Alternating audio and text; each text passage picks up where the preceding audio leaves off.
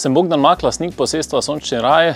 Skupaj z družino smo se pred 9 leti odločili, da kupimo eno zapuščeno kmetijo na obrobju mesta Maribor in začnemo pisati neko malo drugačno zgodbo kmetijstva.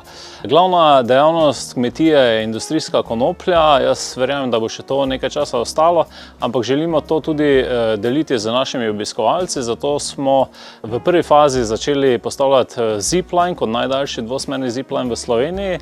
Sledila je najbolj vinska terasa na Štajerskem, fontana vin vodole in pa namestitvene enote, s katerimi želimo našim obiskovalcem podaljšati bivanje pri nas. Tako da v bistvu jim želimo pokazati tisto neokrnjeno naravo, ki je na obrobju mesta Maribor, tisti zeleni del našega mesta in pa predvsem ponuditi domačnost, prijaznost in pa vinsko tradicijo, ki se tukaj razvija že vrsto let.